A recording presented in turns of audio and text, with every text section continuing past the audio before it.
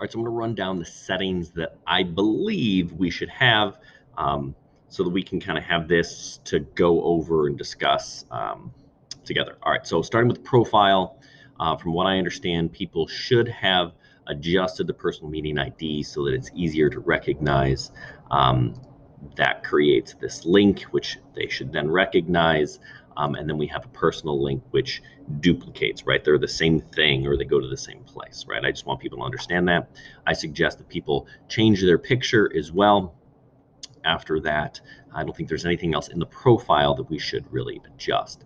Then it comes down to our meetings, right? So since a lot of people are using a personal meeting ID, we need to go to the settings in the personal meeting room because some of the settings, the general settings, don't apply, right? So when we look at the general or the personal room settings, things we want to look at, right? So we have the personal meeting ID, security is important one, passcode off, right? I guess that could be a teacher preference, but we're recommending, I believe, passcode off, waiting room on. That way we can check participants.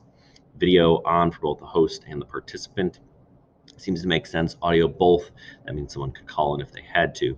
Meeting options, enable join before host. I guess that could be more of a, I would probably suggest no, but there may be a reason why someone would want to. Mute participants upon entry makes sense. Only authenticated users can join, sign into Zoom. I think that helps with security. We're going to recommend that one on, I believe. Breakout rooms pre-assigned. This doesn't seem to work, so whatever. Automatically record meeting in the cloud. I believe we want on, again, for security purposes. So then when we go to general settings, things that we should look at. Okay, waiting room on, of course. Passcode when scheduling new meetings. It doesn't seem to apply to the personal meeting room, so that's on these settings here. I'm not really going to mess with the passcode and things like that. Authenticated users can join meetings. We leave that on. If you're not using the personal meeting room, then again, we want that on for security reasons. These are kind of personal preferences, but it makes sense to have them on. Again, telephone and computer audio, join before host, probably off. Enable meeting room ID on, PMI is on. Mute participants upon entry, coming on again. I think that's the third time we've seen that setting. Chat should probably be on. I would suggest K-12, turn your chat on. If you don't have it on, you cannot enable it in the meeting. So you have it on, you can turn it off in the meeting, and that's important for discussion and clarification and sending links and lots of other reasons. Private chat should also be off, right? There's no reason why private chat should be on. That just, no real good can come of that. Auto saving chat's on. File transfer didn't mess with that. Feedback to Zoom, I don't know. Co-host should be on, otherwise you won't be able to do that. Polling should be on, otherwise you can't. You don't have to use polling. Always show meeting control toolbar. Turning that off would cause confusion. Show Zoom windows during screen share. Yeah, that would make sense. Screen sharing on. Who can share host only. Now, this can be toggled in the meeting. I suggest starting with host only. That way, if someone came into the meeting, they couldn't automatically just share something that they shouldn't be sharing on your screen. This can be changed in the meeting. Annotation. Now, this is kind of a teacher preference.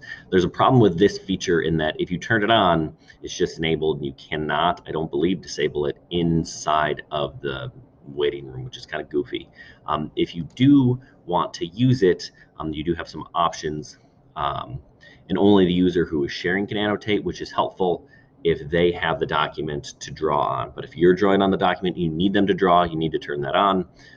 But having it on just by default opens you up to rocket ships and things like that being drawn on your screen if you're screen sharing. But of course, if we're controlling who's coming into those meetings, that shouldn't happen. All right, whiteboard on. There's no reason to not have that. Saving is important. Remote control on. Feedback on. Allow participants to rename themselves. This is probably, if they're naming themselves appropriately, that would make sense. If you're worried about that, then we turn it off. Breakout rooms should be on. pre-assigning breakout rooms is a little bit tricky and doesn't work if they're not authenticated. It sometimes you have to schedule your meetings and things like that, but you definitely want breakout rooms on. Remote support should be off, otherwise you can't use breakout rooms. Virtual background on, although most Chromebooks cannot use virtual backgrounds, it doesn't matter. Video filters, same thing. Doesn't really matter. Most of them cannot use it. I just turned this on, identify guest participants in the meeting webinar for my class. Personally, see how this works, right? But I think this will also identify people that are not signed in through their D158 account, right? So you can then identify who those kids are in the meeting and ask them to do that to sign in properly. These are settings that I just have not messed with. Live stream meetings, I think we're always live streaming, so whatever. Yeah, email notifications. This is, again, probably personal preference thing. Most of them are on. And yeah, those are the settings that I see that we should probably talk about. Account profile is not specific, right? That's nothing we mess with. And then reports are for attendance. So that is my thoughts. Those are my thoughts on settings.